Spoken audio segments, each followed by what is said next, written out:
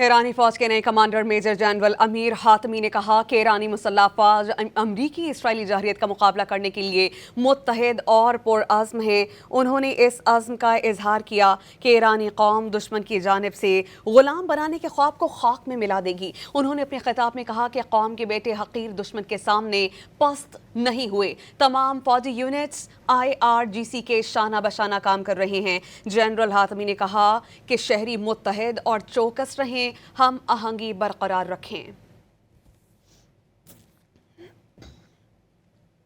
ईरानी फौज के नए commander major general Amir Hatami ने कहा कि ईरानी मुसल्लह फौज अमरीकी इसराइली जहरियत का मुकाबला करने के लिए मुत्तहिद और पुरअज़्म है।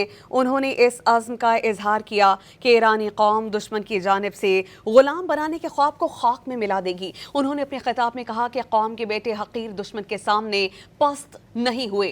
तमाम फौजी यूनिट्स IRGC के शाना बशाना काम कर रहे हैं। जनरल हातमी ने कहा कि शहरी मुत्तहिद और चौकस रहें, हम आहंगी बरकरार रखें।